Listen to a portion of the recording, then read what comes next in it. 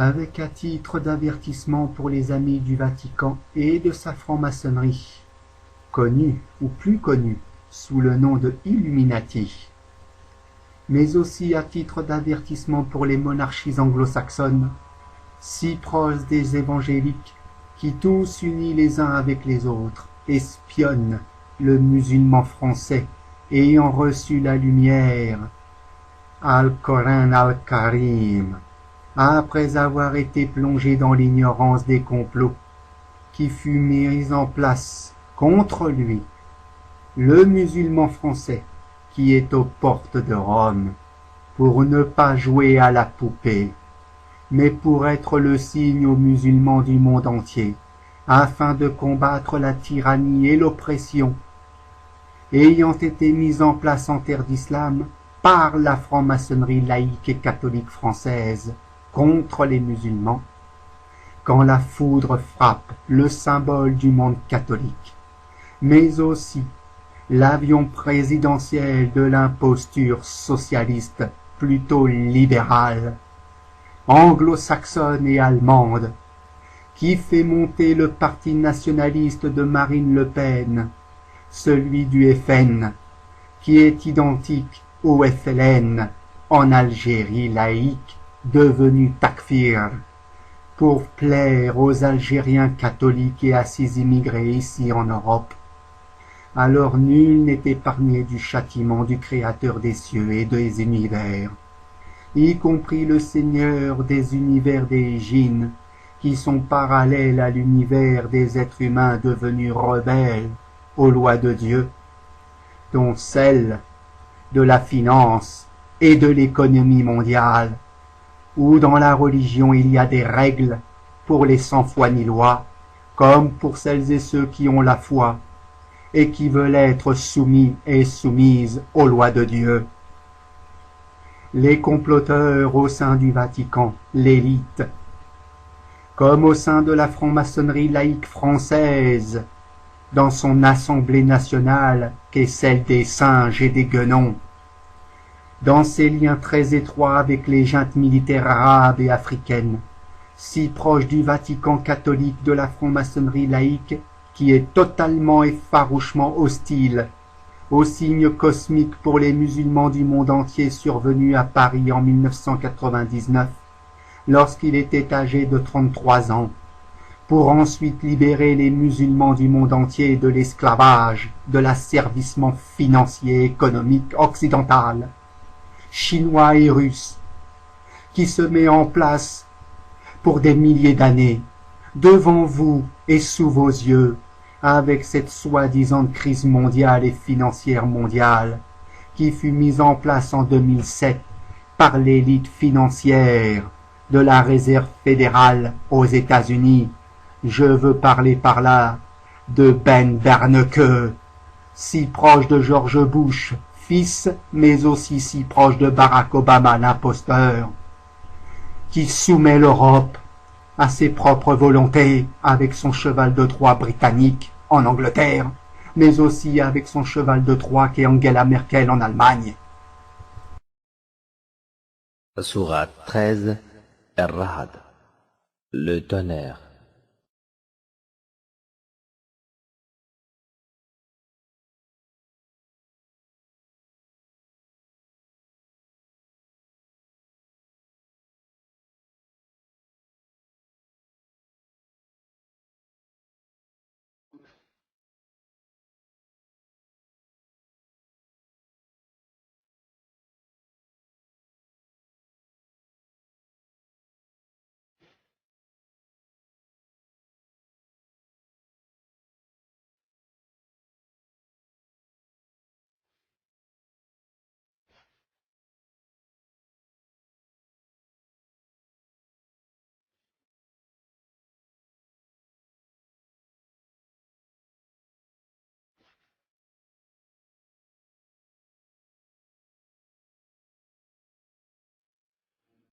L'homme a par devant lui et derrière lui des anges, qui se relaient et qui veillent sur lui par ordre d'Allah. En vérité, Allah ne modifie point l'état d'un peuple tant que les individus qui le composent ne modifient pas ce qui est en eux-mêmes. Et lorsqu'Allah veut infliger un mal à un peuple, nul ne peut le repousser. Ils n'ont en dehors de lui aucun protecteur.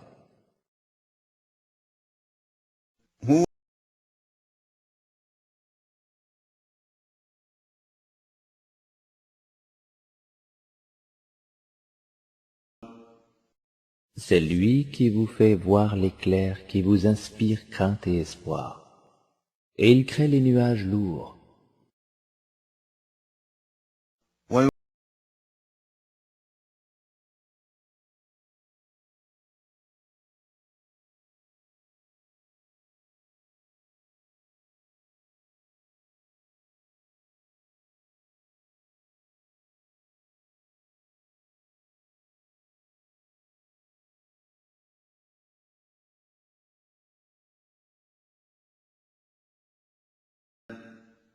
Le tonnerre le glorifie par sa louange, et aussi les anges, sous l'effet de sa crainte. Et il lance les foudres dont il atteint qui il veut. Or, il dispute au sujet d'Allah alors qu'il est redoutable en sa force.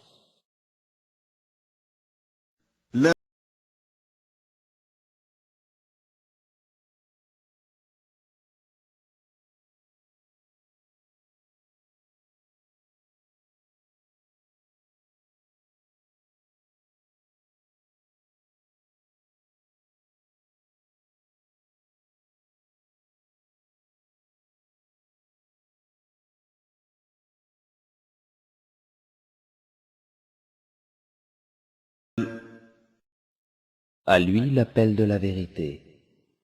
Ceux qu'ils invoquent en dehors de lui ne leur répondent d'aucune façon. Semblable à celui qui étend ses deux mains vers l'eau pour la porter à sa bouche, mais qui ne parvient jamais à l'atteindre. L'invocation des mécréants n'est que vanité.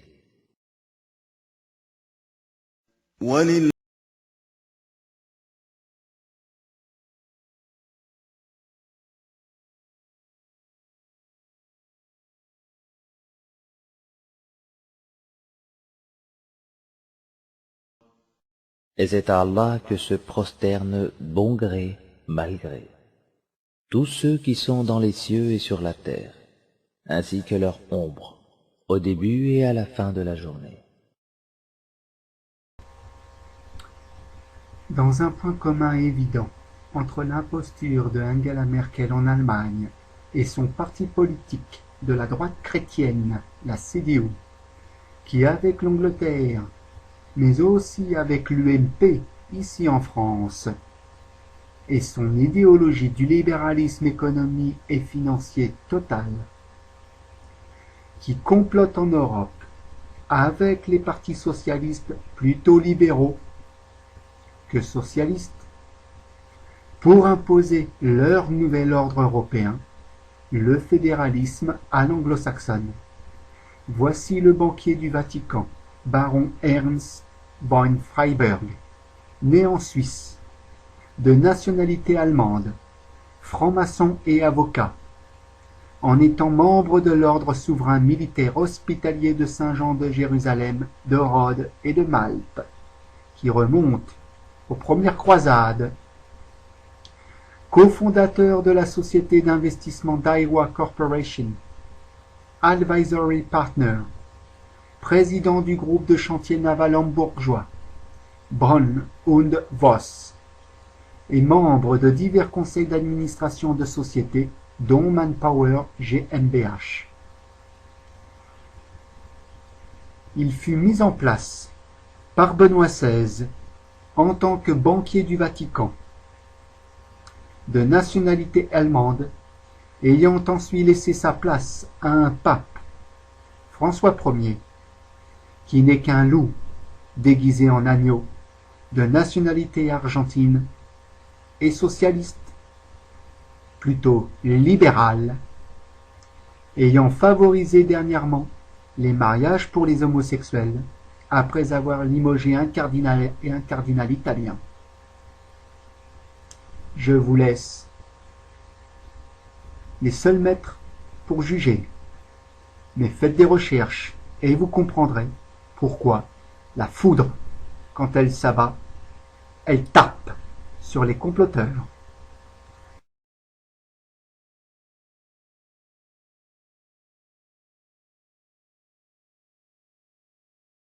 We want to show you some extraordinary pictures which came to us from the Vatican on what was, of course, an extraordinary day. Within hours of Pope Benedict announcing that he was to resign, take a look at this. Lightning struck St. Peter's Basilica. You can see it again now in slow motion. Extraordinary. It happened just before 6 o'clock in the evening, local time.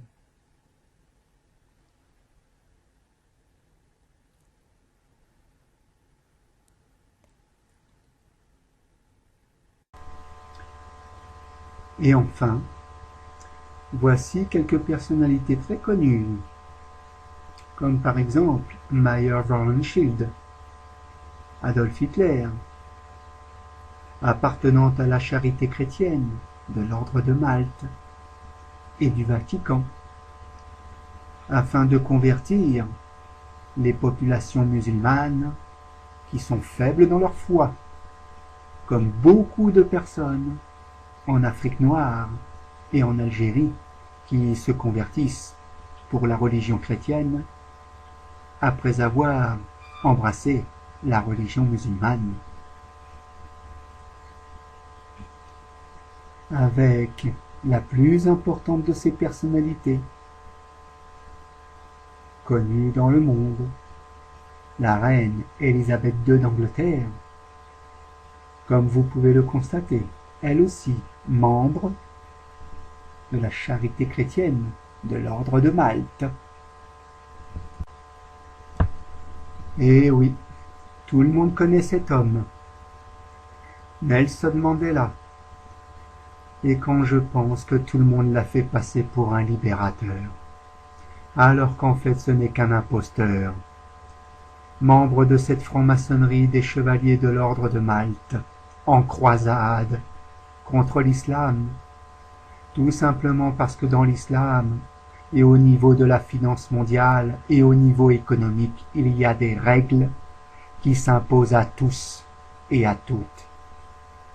Alors que ces gens-là, avec leur pensée du libéralisme économique et financier total, ces gens-là, les sans foi ni loi, ne veulent pas de règles, parce qu'ils se prennent pour Dieu.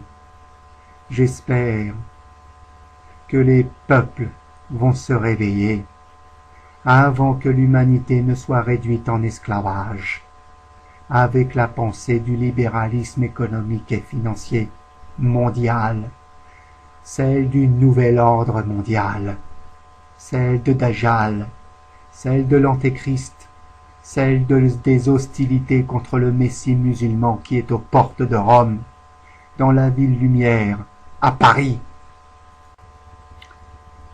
Et pour finir sur cet ordre de Malte, voici une carte mondiale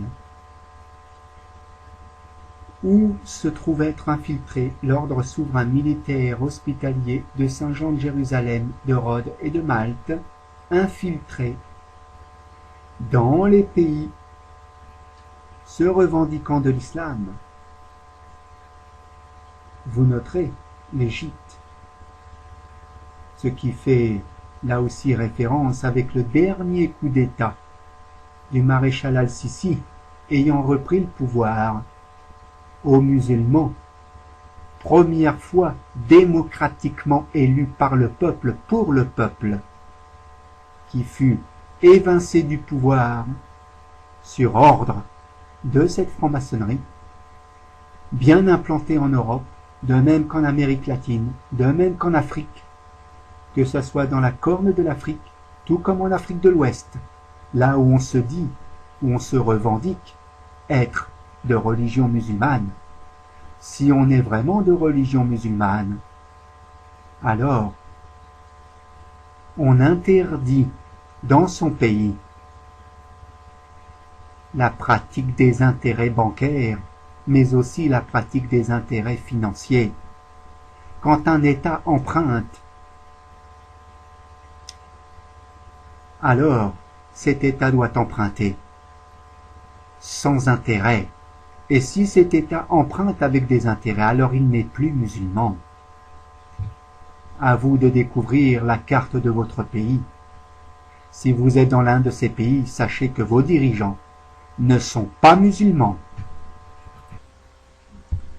Et enfin, voici l'avion présidentiel de la franc-maçonnerie laïque, un Falcon 7, avec à son bord François Hollande, nouvellement élu président de la République française par des lobbies qui, on va le dire, sont d'origine africaine, par le nombre de ministres d'origine maghrébine dans son nouveau gouvernement, qui fut en route vers Berlin le 15 mai 2012, dans un rendez-vous avec Angela Merkel, pour être aux ordres de la finance allemande, après avoir fait un séjour en Angleterre à Londres, dans la City, pour être aux ordres de la finance britannique, mais aussi à celle du Vatican, et de la droite puis de la gauche libérale,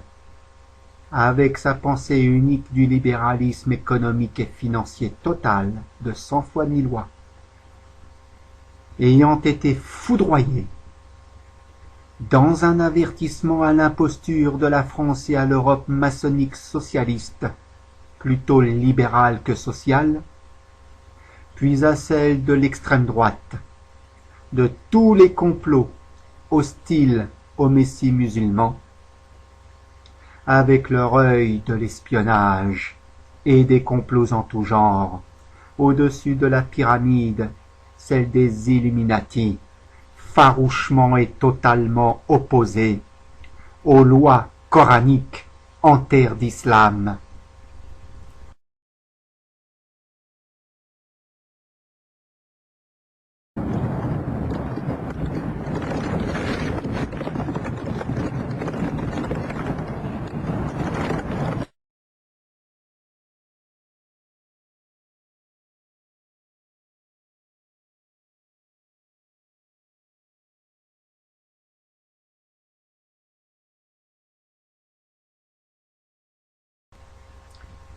Maintenant, le monde de l'espionnage et des complots est averti. La prochaine fois, ça risquerait d'être beaucoup plus douloureux, beaucoup plus catastrophique, avec un nombre de victimes qui dépasserait tous les hit-parades. Si ce monde de l'espionnage et des complots continue son complot. What follows in this video comes from a May 1983 broadcast of Crossfire in which Congressman Larry McDonald takes on Pat Buchanan and Tom Braden. They wrangle over the John Birch Society, the Council on Foreign Relations, the CIA, and the New World Order. Congressman McDonald had just been named as chairman of the staunchly conservative John Birch Society. It is interesting to note that 3 months after laying out the strong links between the CFR, the UN, and the CIA, as well as Soviet Russia, Congressman McDonald was killed in the Russian shoot-down of Korean Airlines Flight 007 over international waters. What is more interesting to note is that now, 25 years later, we can plainly see that he was completely justified in calling what he saw a conspiracy, and that the conspiracy has achieved most of its aims without opposition from the American people. My sole comment beyond this is that people get the government they deserve. So America, what kind of government do we deserve? Watch this video and judge for yourself.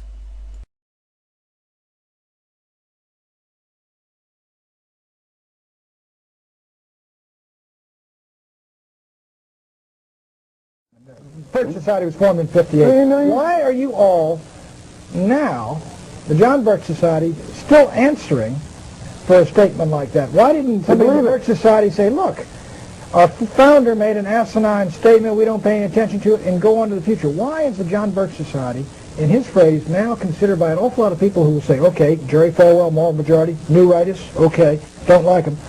But all of a sudden when you mention the Birch Society, everybody recoils. Why is that? The reason is, Tom, of course, we haven't gotten into what the society is. Instead, we have tried to, it's a sort of a classic effort of a straw man that's thrown up where the society never took a position. The society never stated anything about Eisenhower one way or the other. It was never a position of the society. Was it a problem for the society that its head for 25 years was the man who had made that statement, and his head is not that now? Well, part of the problem is, Tom, Pat, the actual statement has not been quoted. And if anyone wants to take the time to read the politicians with the footnotes, they may read it and judge for themselves. But that's not a position one way or the other of the society. And of course, another small problem is that Mr. Welch did not resign. Actually, this was a move of transition of leadership, of which he was one of the individuals in actively making the transition. He has emerged as a chairman emeritus. Were you hurt then? I mean, I want to get to the point why the John Birch Society is differentiated from other new right organizations. You can say Conservative Caucus or NICPAC or Conservative Digest, and people say yes, no, but you say the Birch Society and there's a recoil, even among conservatives who will say, no, don't call me a member of the Birch Society. Now, why is that? Is that partly due to the fact that Bill Buckley's National Review, I think around 1964, read the Birch Society out of the conservative movement? Have you recovered from that? Well, I think Bill Buckley founded ACU in '65 partly to do that. Elements within National Review have also, beginning in '65, I think very dishonestly, took a very strong tack against the society. The society would actually be termed more of the old right. I think the definition of the new right would be vigorous and post-vigorous. Okay, but why? I mean, I don't know where you disagree with the new right people. But why do you carry around this tarnish, this taint? Well, let me give you another reason why he carries around the taint. I'd be glad to give you the answer. Mr. Welch. The reason is because the society is the only organization in America that is organized at the grassroots level with paid coordinators, with chapters in the communities all across the country. Conservative Caucus. Not with chapters, not with a paid field staff all across the country. That's organization. And so the result is that this is the one group, I think, that those who would radically change America seriously fear. And a tremendous campaign was launched in December of 1960 to move to discredit the John Birch Society, and frankly launched initial orders coming out of Moscow. Well, Mr. McDonald, I'm not a conspirator. I think even Buchanan would vouch for that. Well, you are Robert Welch. Robert Welch. No, I don't think so. Yeah, I'm a member of the Council on Foreign Relations. Is that a conspiracy? Well, you've certainly. Well, let me just tell you what Newsweek says this. The John Birch Society considers communism only one arm of a master conspiracy in which socialist American insiders are plotting to establish world government. Now, it also says, and here's Director John McManus, that's your public relations director, saying that former Secretary of State Alexander Haig and CIA Director William Casey are two of these master conspirators who are plotting to establish world government. Now, what do you say? That kind of silly, asinine statement is what makes people laugh at the John Birch Society. Well, Tom, I'm sure being a long-standing member of the Rockefeller apparatus, and as a member of the Council on Foreign Relations of long-standing, you're fully aware that there is an elitist core in this country that has seen value in subsidizing communism, of protecting communism. It has? Sure. You're accusing me of subsidizing communism? No, I'm saying because I happen to belong to a there is an elite core study group. No, wait a minute. There is an elite core in this country that has dominated American society. Well, I'm not one of them. The Trilateral Commission. The Trilateral Commission, Council on Foreign Relations. State Department, I suppose. Well, let's face it, they've dominated the State Department for 40 years, and pretty much openly All right, but what are they trying to do? Well, their objective is to try to bring about a gradual transition in our society, a dissolving of sovereignty, and a moving steadily to the left on the political spectrum. Well, who are they? The elitist groups that I mentioned, particularly key individuals and policymakers in the Council on Foreign Relations. Is the International Monetary Fund part of this? Well, I would say the International Monetary Fund has certainly been set up for the purpose of facilitating that transfer of sovereignty and transfer of wealth on the road. All right, we elected Mr. Conservative. Let me just finish the point, because otherwise we're going to have a lot of unanswered questions. That you are looking at a group that has worked to bring about the dissolution of national sovereignty on the road to world government. And certainly you're familiar with local Professor Carol Quigley, who has been part of your club. in which he admitted all this. And he said in his book, Tragedy and Hope, the only thing I disagree is that we've worked to keep it a secret. And you see Arthur Schlesinger Jr. writing way back in 1947, says, yes, this is the hidden policy of America. But we can't tell the American public because they're too unsophisticated to see the value. What is the instrumentality of world government? What is the instrumentality? Of all the things to say about Arthur, that's the silliest statement I ever heard. He never made anything like that. Well, let me suggest that you read the May-June issue of the Partisan Review of 1947, Tom, and you can read it for yourself. It's called Arthur Schlesinger said there was a conspiracy, to promote communism. He didn't use the word conspiracy. He said the objective was to bring about... Well, let me finish. I'll tell you. He said that the objective, the secret policy, which we can't tell the American public because they're not sophisticated enough to see the value, is that through a steady result of erosion of New Deals, we bring the American society steadily to the left, and through a sound concept of benign containment, we merge into the vital center of the socialist left. Those are his words, not mine. You think John Kennedy was a member of that conspiracy? No, let me ask you this. The World Federalist movement in the post-war era contained a lot of people who eventually broke with it, and a lot of people thought the UN in the post-war era looked toward world government. Sure. Indeed they did, up until 48, 49. But a lot of them said, look, we were utopian, that's over and done with. We can't move. And a lot of them came in Kennedy's government. Schlesinger was in there when they were fighting in Vietnam, launched the effort in Vietnam. Schlesinger was behind the Bay of Pigs. In other words, look, isn't there some move that occurred in the post-war era that now has been dissipated because nobody believes in the utopian ideal of world government anymore? Well, I think there are those that realize that moving straight from a prototype of the United Nations into world government perhaps is tactically impossible. But phasing out increasingly national sovereignty into regional government and phasing out sovereignties into international treaties in multiple areas the whole movement toward, quote, interdependence. Yeah. NATO is part of the conspiracy? Well, there are certainly elements in NATO. There are people in NATO who are very strongly dedicated to the defense of the West. But at the same time, you find in NATO a steady dissolution. You find a growing weakness as a NATO policy dominated by State Department policies that has not worked. Well, it's a regional grouping, and I think, therefore, it may be suspect by the John Birch Society. We're talking with Congressman Larry McDonald, who has recently been elevated, I guess, to chairmanship of the John Birch Society, succeeding Robert Welsh. We'll be back in a minute.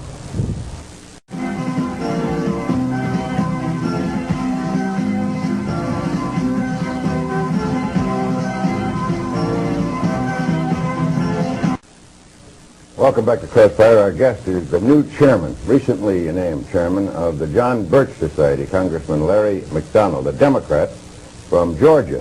Mr. McDonald, your predecessor believed that the PTA was too left-wing and that the John Birch Society at one time tried to infiltrate it, or so he said. He used the word infiltrate. Is that part of your program now?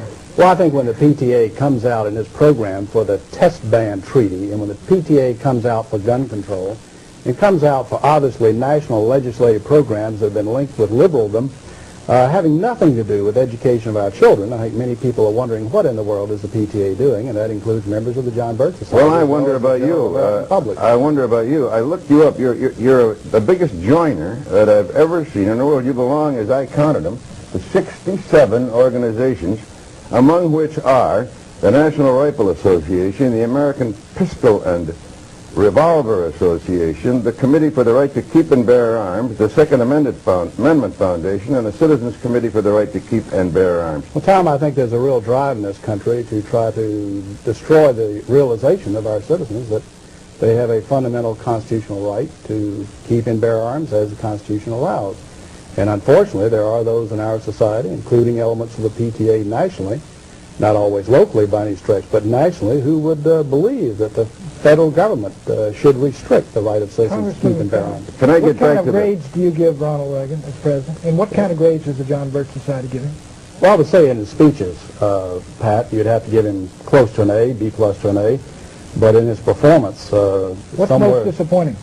Well, I think the fact that the rhetoric is going one way and the record is going another. Let me ask you about this conspiracy again. Well, you can take the issue of one of the major problems of this country is inflation and the problems of the destruction of the dollar. And the fact of the matter is, in spite of promises of the contrary, Reagan has not moved to correct the deficiencies. We're now back to Keynesian economics despite comments to the contrary. Do you think that's a result of the conspiracy you mentioned? Is there somebody working on them to get the inflation so that so that this country will be weakened. Well, as a man who campaigned against elitism, as a man who in his campaign rhetoric said that he would not be having the Council on Foreign Relations trilateral types dominating his cabinet, he's got about 250 members of such in his administration. Well, let me ask you about Bill Casey. Now, I've known Bill. 250 members. Of the trilateral commission. I've known Bill Casey in the administration. I've known Bill Casey, the director of CIA, since World War II. As a matter of fact, in World War II, he was my boss.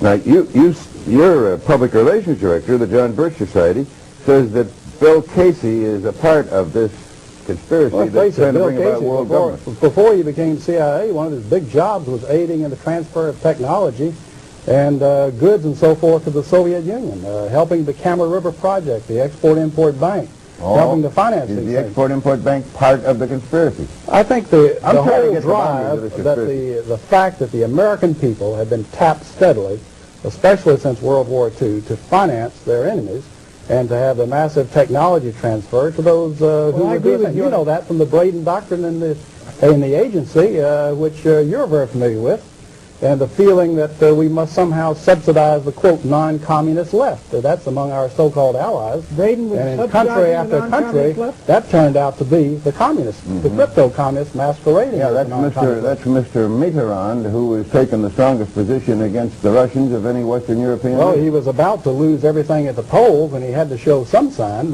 It's very difficult to say exactly how far that will be. Congressman McDonald, he's been using the term conspiracy. No, I didn't use it. For heaven's sakes, Pat. The John Birch Society used it. I don't want to go through the tapes. Well, it is. Don't blame it on me. He used it. You've used it 45 times. That's right. They say this is a conspiracy. All right. I want to know what the conspiracy Well, is. Tom. I'm trying to find out who's in it and what agencies of government in it, because I want to fight it along with you. You look And like... Great, Tom. Let me tell you, Tom. You tell me, how can I join the John My Birch question Society? has been Well, gosh, Tom, you got no problem at all. All you need to do is write a letter to the John Birch Society, Belmont, Massachusetts, 02178, and tell them that you would like to purchase for $2 a copy of the Blue Book. Tom, you read it, and I think if you're a dedicated American, you will agree with every word. Then you get in touch with me, and we may even sign you up. Yeah, but it says here in one of your publications, not just anyone can be a Bircher. Now, how can I be a not just Bircher? anyone. Now, if you don't believe in the Constitution and limited government and free enterprise and biblical values of morality, I believe in all those, you but would I not don't. qualify. I don't Well, believe there's a conspiracy. He'd make a lousy Tom, candidate. you know, as a matter Pat, a of member of the conspiracy. He's a member of the press. Let me ask you, he's used, now Mr. Braden's used for the 47th time the term conspiracy. Now let me ask you seriously, when you use people like Casey, who's on the Council on Foreign Relations, David Rockefeller's Trilateral Commission, what do you mean, or do you mean, is that your term, the term conspiracy? Well, there are many different levels of the problem. But yes, the term has been used, the term of conspiracy. When you have a group of people... I mean, they're actively collaborating, and at the other end of that point of collaboration are communists, and on this end of the point of collaboration is Bill Casey and trilateralists and CFR Al guys. Haig. You have people who are part of the elitist structure of this country that have dominated this country openly for 40 years. I know, but they're not, is that a conspiracy? Now, wait a minute. If people quietly working together for evil objectives, two or more, that by definition is a conspiracy. You have, by their own admission, you look at The Tragedy and Hope by Professor Carroll Quigley. He's a member of this elitist group. He says, sure, we've been working this. Sure, we've been collaborating with communism. Yes, we're working for a global accommodation. Yes, we're working for world government.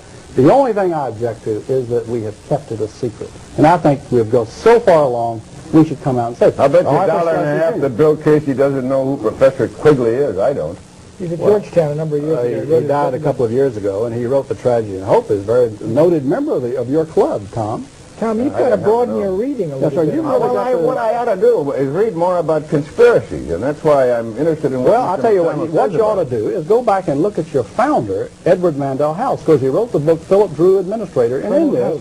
Colonel House said that what he envisioned for the world was a world government along socialist lines as envisioned by Karl Marx. Now, that's your leader, now, Tom, so you got to go back to the beginning. Well, his leader was Woodrow Wilson. Do you think he was a communist? No, I think Woodrow Wilson was his follower. I think Edward Mandell House dominated Wilson, not the other way around. Mm-hmm. And so Edward Mandell House, that was, we ought to make that clear. He was President Wilson's alter ego. That's correct. Yeah. So he is the real villain from which all these conspiracies. No. He is a major figure, Tom. But there has been, unfortunately, in the West, an element. There are good members in the Council on Foreign Relations, dedicated, patriotic people. You've had Sproul Braden, who was a member of the Council of the Birch Society, Bill Buckley's and Council on Foreign Relations. You've got some dedicated people, but the driving forces have very clearly been willing to collaborate, subsidize, work for technology transfer for what they feel is some type of an accommodation and merger. And I submit this would be a disaster for the American Republic. Are there any in Congress? Sure. Our guest has been Congressman Larry McDonald of the John Birch Society. He's the new chairman. He's succeeded Robert Welsh, who has stepped down, as I understand it. That's correct? He's been sort of promoted to chairman He's been promoted to chairman emeritus and founder. And Tom Braden and I will be back with final comments in a moment.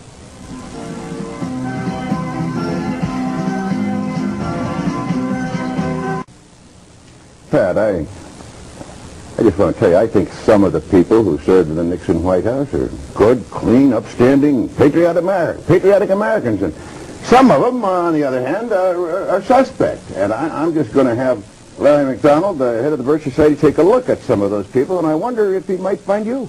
Tom, where I disagree, There's something going on here. I disagree with Congressman McDonald is the idea of conspiracy with you and your friends. I think it's more of a herding instinct. The direction you've been moving in, inertia, carries you further and further. But I do think this. That slogan, get the U.S. out of the UN and the UN out of the U.S., looks better and better every day, doesn't it? Maybe they were ahead of their time on that one. No, Pat, I think we got to have communications with the world, and the UN makes me mad too, but I don't think it's a part of the great conspiracy which extends from Bill Casey and Al Haig all the way to communism. Well, I think that Larry McDonald's a patriot. I think he's wrong about the conspiracy, but he's probably less wrong about what he says about this country than the guy I'm talking to. Well, there you have it, America. Something really thought-provoking to chew on. Please, think very seriously about what we do.